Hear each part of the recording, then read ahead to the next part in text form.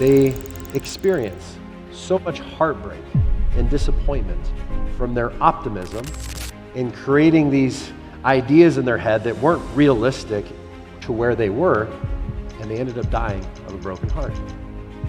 Now, how many of us have created these crazy goals that we really don't believe, and then we get disappointed when they don't happen?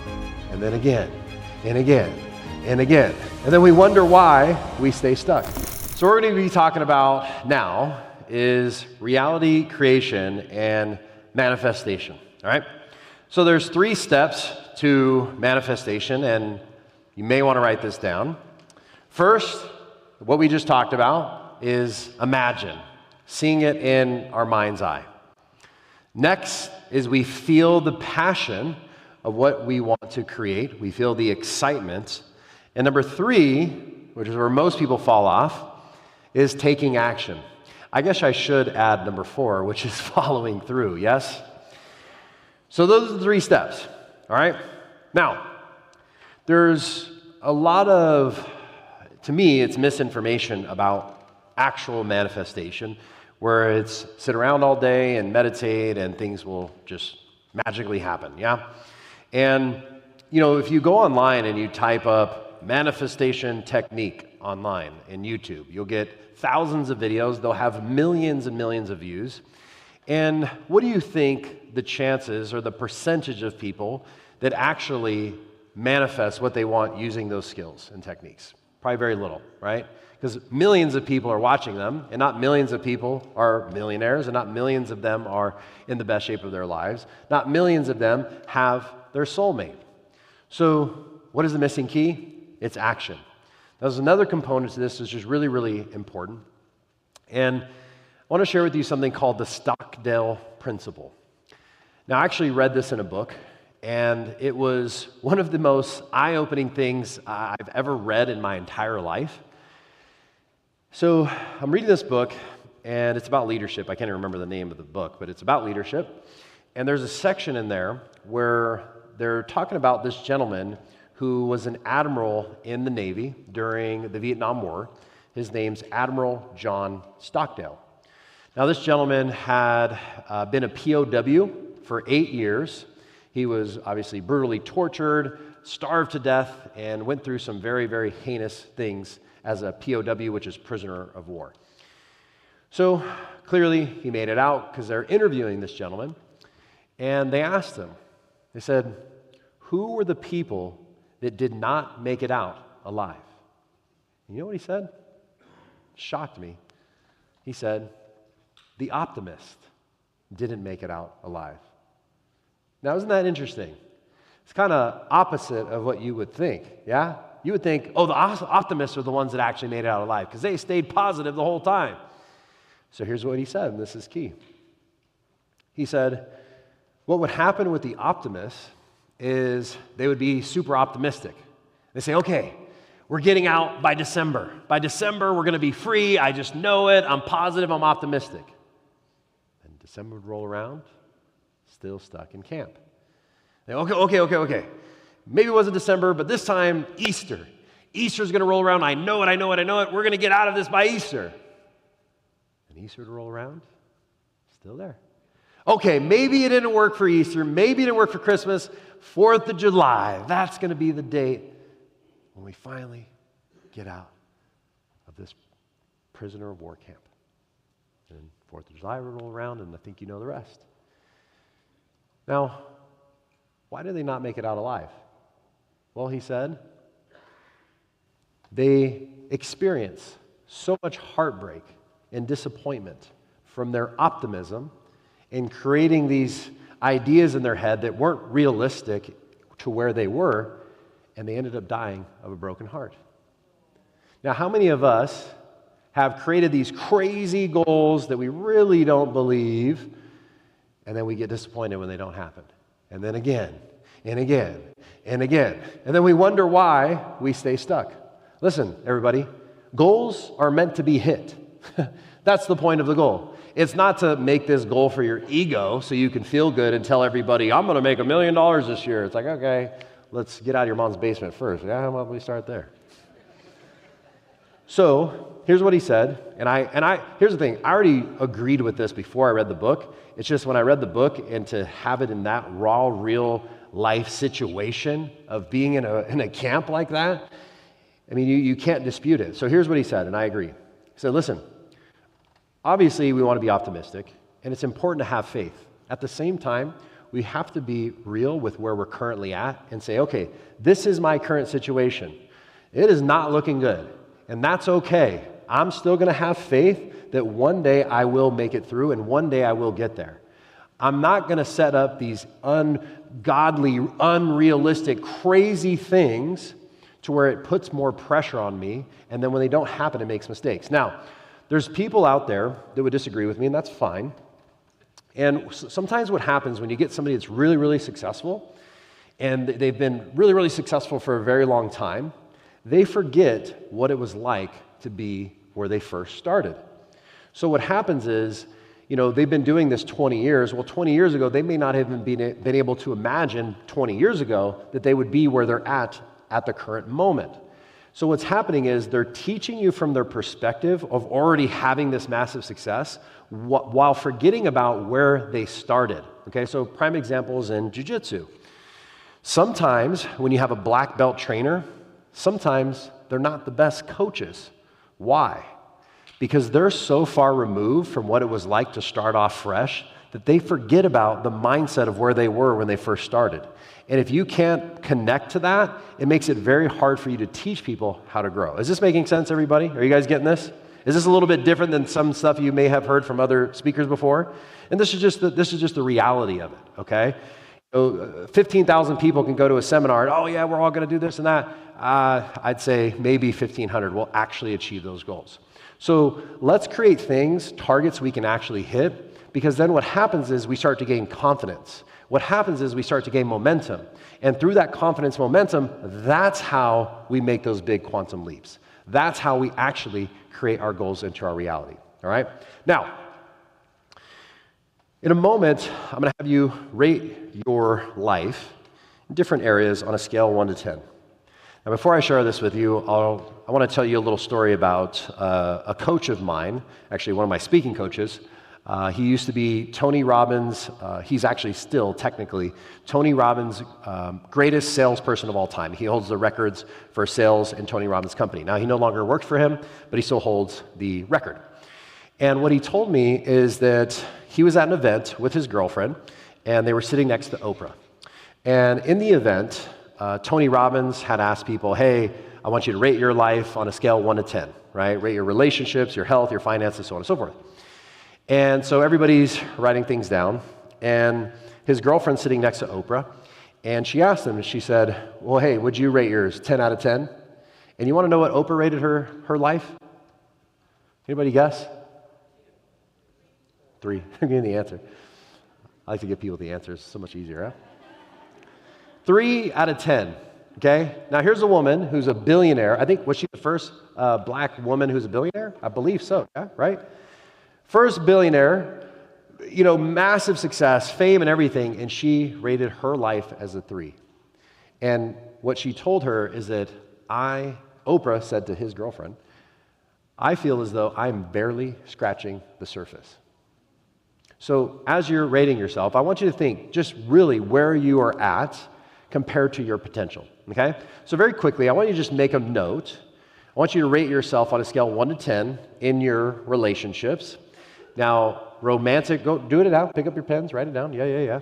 Okay, some of you are like, damn, why are you making me do this, Dom? I don't want to write 2 and 3. If Oprah did 3, what am I, -3? What is this? Okay, it's up to you, whatever you want to put down. So your relationships, this includes romantic, family, as well as friendships, okay? So romantic, family, friends, just say 5 out of 10, 7 out of 10, 10 out of 10, whatever you believe. Your health, okay? Your physical health, like how you actually feel and how you actually look, okay? And your finances, okay? So just rate them 1 through 10. Because this is going to give you a great idea of where to really start and start to make the adjustments and improvements while we're here throughout the week, okay? Now, I remember I was on a call with my former COO, my chief of operations, and I can't remember what we were talking about. I just had this like aha moment pop in my head. We were putting together one of our events like this. This is when I very first started, so I didn't really know what I'm doing. I mean, to be honest, I still really don't know what I'm doing. But I'll show up. I show up every day, baby. Show up. And I'm talking to her. I'm like, man, I feel like life is like a 5,000 piece puzzle set. And like building a business is like you have the 5,000 piece puzzle set, but there's no picture on the front. So like you don't even know what you're supposed to be building. You guys know what I'm talking about? It's like, what the hell am I doing? I don't even know what I'm putting together. Okay? So I share this with you for two reasons. Number one, if we don't know what we want, if we can't have a clear picture, aka the picture on the front of the puzzle piece, it's going to take a lot longer to build it. So part of what we're doing here is getting clear. What's the picture on the puzzle piece so we know where to start? Secondly, okay, as you're building the puzzle, and if you want to complete the puzzle, okay, do you go, okay, let me grab this piece here, let me grab this piece here. They didn't fit. Ha, okay, I quit. Ha, it's not meant to be. See, it's a sign from God. The puzzle pieces did not fit. It's not meant to be. I quit. So that's what most people do, don't they? They start the business, start the thing, a little bit of resistance, one puzzle piece doesn't fix, and they throw in the towel. So here's the beautiful thing about putting our puzzle piece together. In the beginning, there's pieces that don't fit. It's like 1 out of every 20. Something clicks. And okay, more clicks, and then it's like, okay, 1 out of every.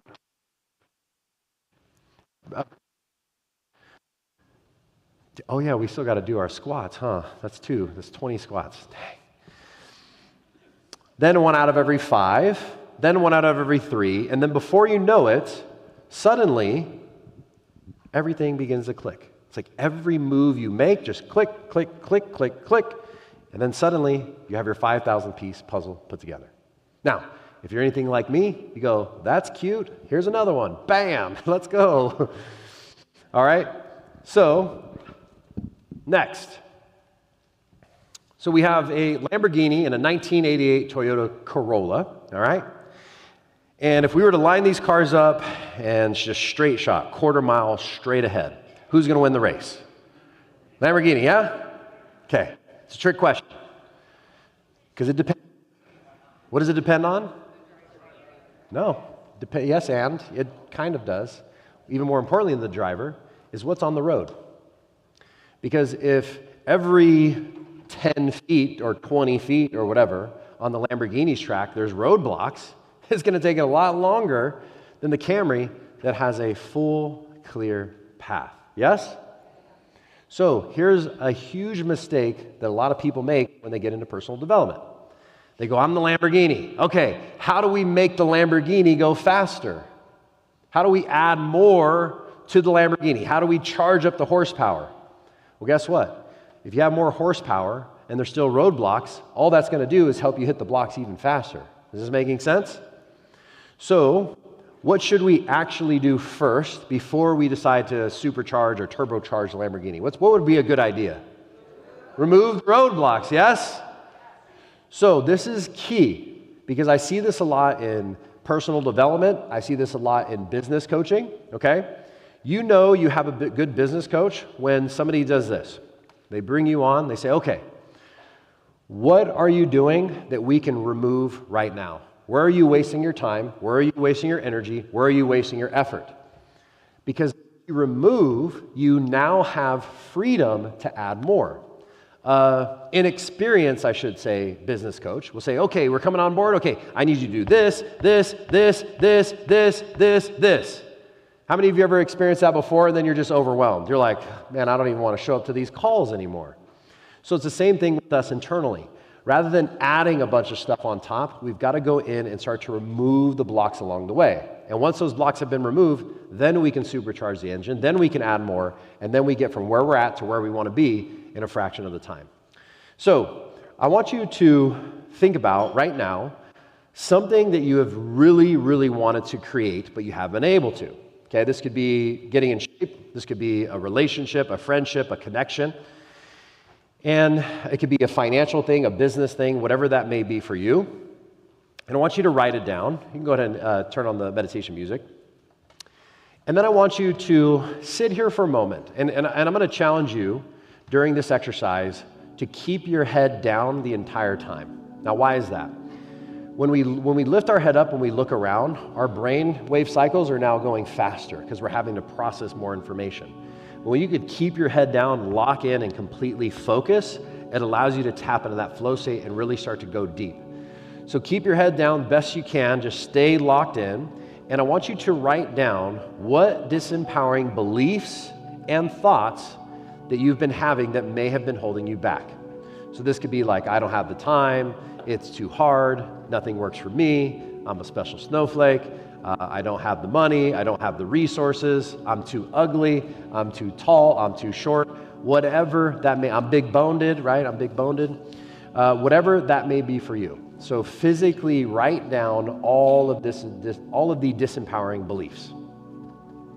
So write them down, let it flow. Again, do your best to stay locked in, keep your head down, tap into that flow state, and just let the pen go. Just let the pen go.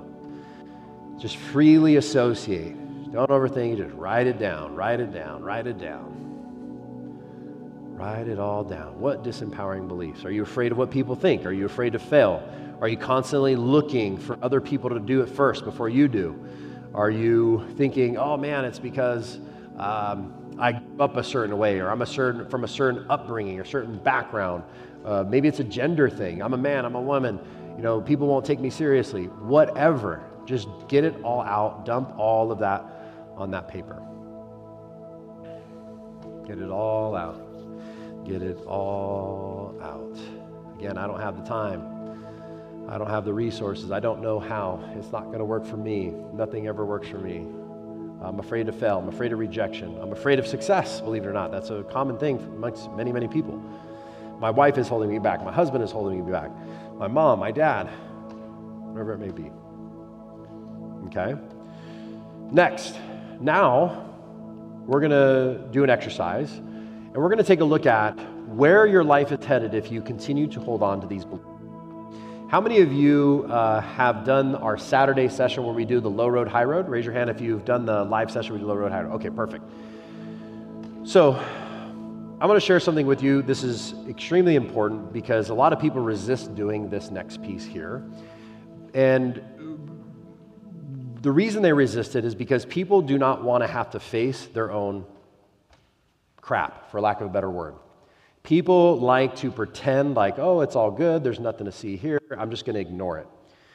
And the challenge is, if you do not face what you're currently facing, it is going to just keep growing and festering, it worse and worse and worse.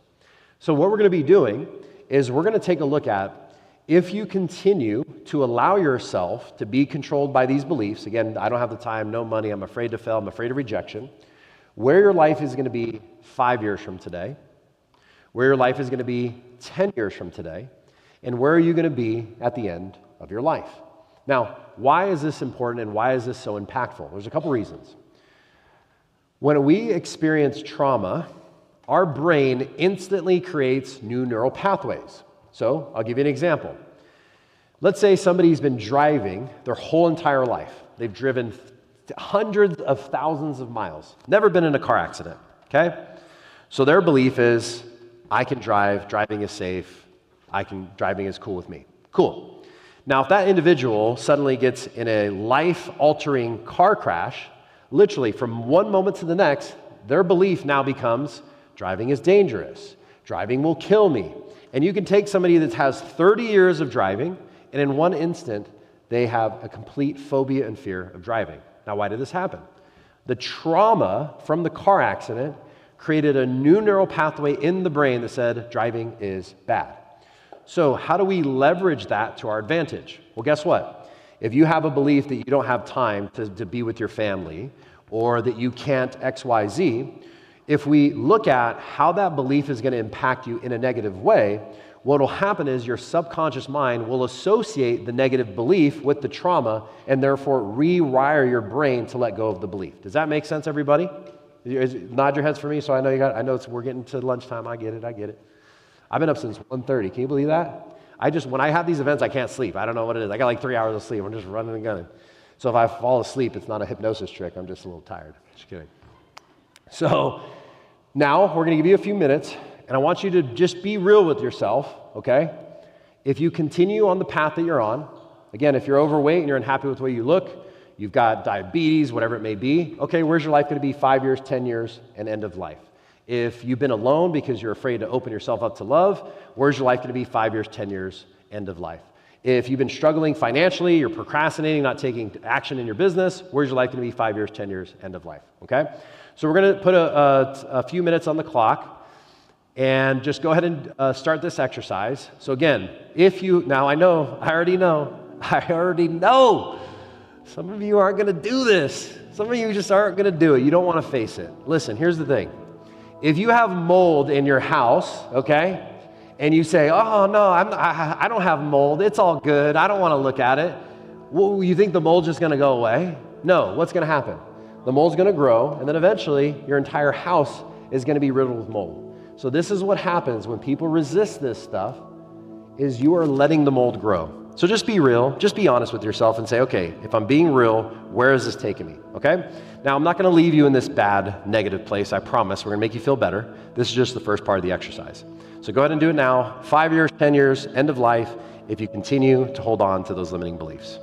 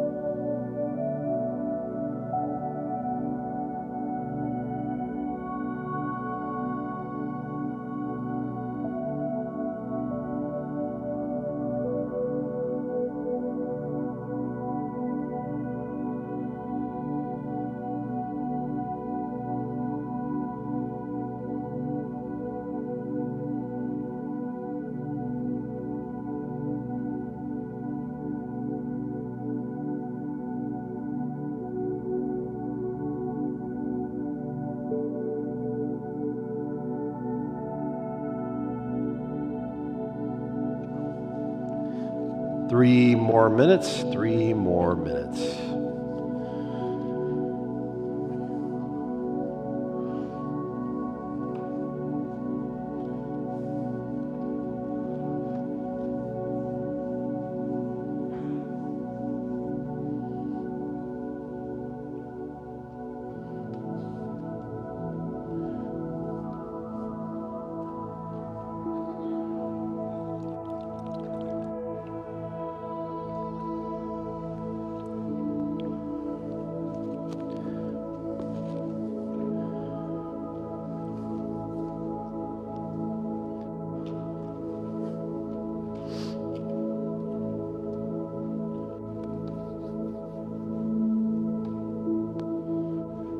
If you're having trouble thinking specifically, just think about how this will impact each individual area, right? So how's it going to impact your relationships, your finances, your health, your relationship with your family, your romantic relationships, whatever that may be. A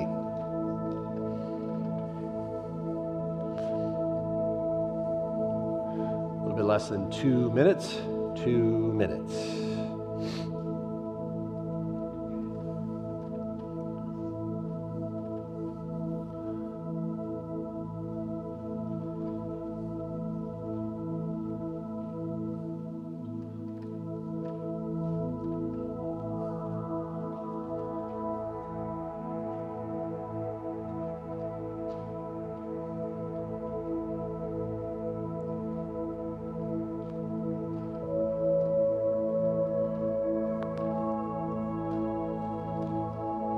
just over a minute. Looks like most of you are done-ish. Okay, go ahead and wrap up your last thought. Okay. You can go ahead and take the timer down. I think everybody's pretty much done. Wonderful. Scary, huh? Scary to face the reality of where we're headed if we do not change. I'll tell you, one of the ways that this all came to be was a couple years ago. I was working a lot and I really wanted to do live events, but I was believing that, nobody would ever come out to see me, all these other things. And one day I just sat down and I did this process, but in a meditation that we're going to do tomorrow, and I looked at where my life was headed if I didn't change. And essentially what I saw is, because I was working so hard, we're talking 14, 16-hour days, that I saw myself at the end of my life. My family wanted nothing to do with me. Bree and I were divorced. And by the end of that, I was in so much pain. I had an ache in my stomach. And it was in that moment that I decided, okay, I'm going to figure out, I don't care what happens, as long as it's legal, it's moral, it's ethical, and it's in alignment with my values, I'm going to figure this out. And that was in, I believe, February. And then April's when I went to that event, and then I made the decision to do the events. Fast forward 8 months later, we did our first live event. Now, I share this with you because that's how powerful this exercise is when you really, really immerse yourself in the experience, because you can go from being in one timeline, one reality, to simply shifting out of it once we break through those limitations, okay? Now, what new empowering beliefs would you like to install? So go ahead and write that down, and we can hit the music. So if you don't know what that is, just think about the opposite of what you wrote down. So if you say, hey, that will never happen, it would be, I can make it happen. If it's the fear of rejection, it's, hey, I embrace rejection and I move on to the next one. If it's the fear of success, I embrace success. If it's the fear of failure, knowing that making mistakes along the way is going to be part of the process, and the faster you can get through those mistakes, the faster you can get to the next level. Whatever the belief is, if you're having challenges with thinking of what the belief that you want to install, just write the opposite of what you wrote down. Also, in addition to this, the behaviors that you want to embody. Maybe it's waking up early, going to the gym, reading a book 30 minutes or an hour a day, working on a project 1 hour a day, spending a certain amount of time with your family, eating healthy food. Also write down the habits that you are going to install as well. This should be a little bit easier because we've already written the opposite. So now to come up with what this is that we want will come pretty quickly.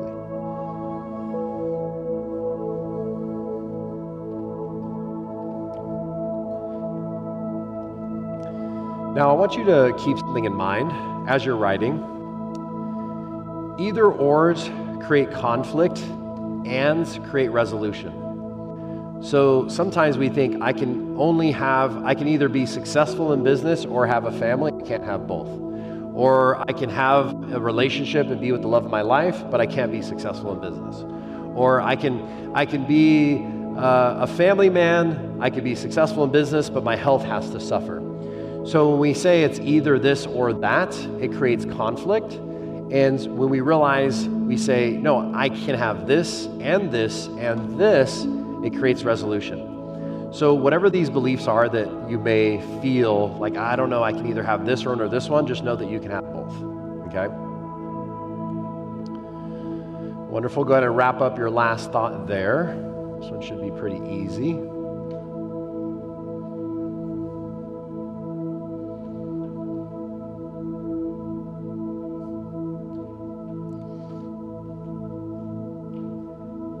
All right, go ahead and turn off the music. Now, what I'm about to share with you right now is if I had a secret sauce or a secret formula, this would be it. And this is the thing that's different than a lot of people that talk about goal setting, is we want to keep our goals within our sweet spot, okay? So what is our sweet spot? So our sweet spot is something that's on a scale 1 to 10. We believe it at an 8 or a 9 out of 10. Okay, now, why is this important? Well, if we make things that are absolute 10s, we get bored and we lose interest. Meaning, if you 100% for sure know that the target that you've set out to achieve, you will achieve, it's too easy. You're not stretching yourself, okay?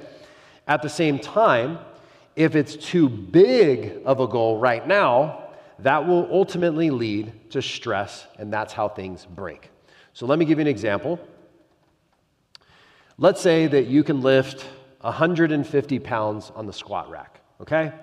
And you're all hyped up. You just went to a Tony Robbins seminar, and you're like, I can do anything I put my mind to. Okay, cool. I'm going to lift 300 pounds the next time I go to the gym. And you go, you put it on your back, and you go to lift the weights. What's going to happen? Basically going to fold in half. Yes, thank you very much. You're going to fold in half, and you're going to be injured, and you'll probably never do it again. Now, this is what happens when people create goals. They create these gigantic things that they truly, if you just turn the ego off and just, okay, where am I really at currently? They really don't believe that they're going to hit. And then the stress, the overwhelm, the worry kicks in, and that actually takes you out of flow state. Now, here's the most important part about this. This is how this actually works. When we are in flow, okay, so let me just give you an example of how I use this in my life. So for those of you who don't know how I got into hypnosis, okay, quick story. So October of 2018, I was at the lowest point in my life. I had my car repossessed. I had my credit cards all maxed out. I stopped paying them. My credit barely recovered 2 years ago. And it was embarrassing. There was a lot of shame, a lot of regrets, and I was just not in a good place. And around this time, my mom had went to a hypnosis course, and she comes out of it, and she's like, oh my God, son, you got to go to this NLP and hypnosis course. It changed my life. You got to go. I'm like, all right, how much is it? Well, back then, it was like $5,000, which is like $8,000 in today's money, and I barely had a couple $100 in my bank account. So obviously, I said, no, that's not for me, whatever. Now, thank God my mom loves me, and I love my mom dearly. And Christmas of 2018, she actually surprised me with an introduction hypnosis course as a Christmas gift. It wasn't the same course that she had went to, the $8,000 one, but it was like a start, kind of like this, like an introductory thing. So I go to this course, and in those 2.5 days, I just completely transformed as a person. I was not the same Dom that I walked in there as. When I got out of this course, I walked different, I talked different, I looked different, I felt different. Everything about me was different. And I remember, like it was yesterday, I got out of the course, it was on a Monday, and I'm sitting in my room, and I just look up to the ceiling. I said, oh my God, this is it. This is the thing I've been searching for my whole life. I just didn't know it. Because I felt like if I can help people feel like I felt in 2.5 days, and I can make a living doing it, I said, sign me up. Now, here's the thing. I didn't really know what I was doing. And like I said, I really still don't know what I'm doing a lot of the time. I love it, though. I just make it happen. So I don't know what I'm doing. I'm like, how am I going to make this happen? I know this is what I want to do. But, I did this hypnosis stuff in the course with people. They're all playing along, so obviously it's working on them, but is this going to work on people in real life? So I said, okay, I got to set a goal for myself. What's my goal? I said, well, I want to be able to do this full time, and I didn't even care if I made a bunch of money. I was like, dude, if I could just pay my bills, I'm good with that. Pay my bills or better, I'm happy with that. And I said, okay, how long would this take? I said, man, if I really hit it hard, I think 6 months or sooner, I can make this happen. So that was within my sweet spot. I was like, okay, full-time hypnotist or, paying my bills or better 6 months or sooner. So I felt good. I was excited. I went out, took a bunch of action. In the first week, I hypnotized about 45 people for free. And all of a sudden, a week went by, and I thought to myself, wow, I'm actually pretty good at this. And people actually are interested in this. They want to do it with me. I didn't expect that kind of response. So guess what happened? In 1 week, my goal now went from 6 months down to 3 months. Now, why? Because I had new data. I created momentum. I now had new beliefs because of what I saw in that week. So I said, okay, I think, man, if I just keep hitting it at this level, I think I could do this 3 months or sooner. So I went out again the next week. Basically, within the first 2 weeks, I hypnotized about 100 people. And 2 weeks of the day, I wake up to go sell insurance. I have 10 appointments on my calendar. And I remember I put on all my clothes, I got dressed, and I got ready to walk out the door, and something just stopped me. It's like my soul was like, dude, we're done. So I messaged my assistant, who's still with us till this day. I said, hey, Rochelle, do me a favor. Call everybody on my calendar and tell them I'm not coming in today. And I said, that's it. I'm never selling another insurance policy ever again in my life. And I quit. Now, here's the thing. Had I said, now imagine this for a second. I get out of this course, I say, okay, here's my goal. In the next 2 weeks, I have to fully figure out how to make a fully functioning hypnosis business to pay my bills. Oh, and by the way, I had my car repossessed a couple months ago. I have I can't use any credit cards. God gave us our first gift. We got a baby on the way. Does that seem like a very smart, logical thing to do, to quit something you've been doing for 12 years, my whole entire working life? So guess what? If I made my goal for 2 weeks that I'd quit doing insurance to do this full time, guess what I would have done? I would have done absolutely nothing. Why? Because I would have said, it's impossible. There's no point, there's no way I can make this happen within 2 weeks. So now do you understand why it's important to keep it within our sweet spot? Because when it's within our sweet spot, we feel excited. When it's within our sweet spot, we get into flow. And when we're in flow and that excitement, all of a sudden things start magically working in our favor. And then we go out and we take action. And with that new action, we have new data. And with the new data, we now adjust our goals along the way. Is this making sense, everybody? Okay, raise your hands. Is this making sense, everybody? Got to make sure this is making sense. Perfect. So again, your goal, your sweet spot is an 8 or 9 out of 10. 10 is too easy. To give you an idea of what a 10 feels like, 10 feels like your name. So if somebody asks you your name and you say, yes, my name is Dominique. Are you sure? Yes, 100%. Are you sure? Yes. That's what a 10 is. So you gauge it to where there's a little bit of doubt, 10 to 20%, which is good, because it's that 10 to 20% is what's going to stretch us to get to the next level. Again, if there's too much, it creates that pressure, it creates that stress, and that's how things break. Now, this is also really, really, really important. Every time I make a goal, I always say and add, or more, or better, and or sooner. This is so important. If you miss this, I'll tell you what may happen. Years ago, I was working with a client who played for the New England Patriots, which is a football team. And in the beginning of the season, we set some goals for the season, right? So he goes out, he plays, all that good stuff. And at the end of the season, we get together for our session, and we're reviewing some stuff. And he's like, Dom, the craziest thing happened. The other day, I was looking at all of our notes from the goals that we set and everything. And he goes, what I wrote down is I wanted to have the most interceptions on his team and the most pass deflections on his team. So those of you who may not be familiar with football, it's when the opposite team basically steals the ball from you, okay? And he goes, and you know what? I hit the goal. And I'm thinking, wait, no, you didn't. I watched all your games. Like, you didn't do that. Well, guess what?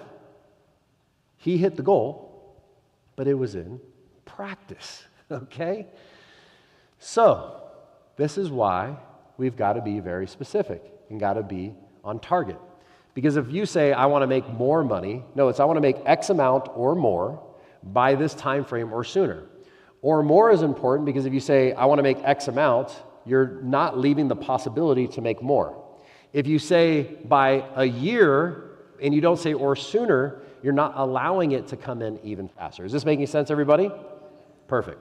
So whenever you write your goals down, always add or more or better and or sooner. I want this house or a better one. I want this car or a better one. I want this type of person in my life or a better one.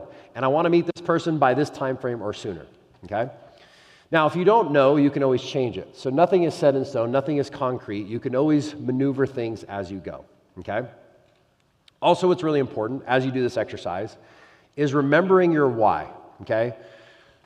So let's talk about what actually happens when you remember your why, because I think a lot of people say that, we all know that, but we don't understand the mechanics of what's going on behind the scenes. So here's why it's important to remember your why, okay? So let's say you have a goal of losing weight. You're like, okay, I'm gonna eat healthy, I'm gonna go to the gym, I'm gonna do all these things, all right? Then you go, I'll tell you guys why I'm laughing here in a second. Let me finish my thought. So then you go to the restaurant, right? And you're sitting in the restaurant, you're like, okay, I'm gonna eat the salad, or I'm not gonna eat it all. And everybody goes around, they're ordering pizza and pasta, and then they get to you. And you don't remember why you want to get in shape. What do you think's gonna happen? What are you gonna do? I'll take that chicken parmigiana, please. Now, this literally happened last night. I was that guy. I told my team, I'm fasting all day. I'm going to come in light tomorrow. I'm going to come in fresh. No, that guy, give me the pizza. So, now let's imagine, different scenario. You say, I want to get in shape. Why? I want to be there for my kids. I want to look shredded so I can attract a woman or a man or whatever your goal is. I want to have energy, whatever. Cool. Then in that moment, when you're at the pizza place, right when you're about to order the pizza, I jump in and say, hey, listen, remember your why? Remember why you're not eating the pizza? Because you want to get in shape, you want to do this, you want to do this, you want to do this. Yes? Then what happens in that moment? So, okay, I'll take the salad, please. So remembering our why, keeping it top of mind, is what's going to allow us to break through when we feel that resistance. It's going to help us get through those moments where we're tempted to do the opposite, okay? So we're going to do now, the last exercise before we go to lunch, is we're going to take a look at when all those fears and beliefs are gone, the negative beliefs. Where's your life going to be 1 year from today? Where's your life going to be 5 years from today? And where are you going to be 10 years down the road? Now, to give you some ideas of what to write about, you can write about places, so the city that you live in, or multiple cities you live in, places you want to travel to, relationships, so how this is affecting your family relationships, your romantic relationships, your friendships, your network. Hobbies, so what's your lifestyle like? What do you do for fun? What's your day-to-day living like? Your health, your mind, your body, your spirit. Materials, so if you want to buy a nice car or a new home or whatever it may be. Accolades, awards you may have gotten, achievements that you may have hit. And then lastly, giving back to others. Okay, so we're going to put about 10 minutes on the clock and allow you all to really go deep here and get specific. So again, hey, when all those limiting beliefs are gone, the negative ones, where's my life going to be 1 year from today? Where's my life going to be 5 years from today? And where am I going to be 10 years down the road? All right, so we'll go ahead and put the timer on the clock. Go ahead and start that now.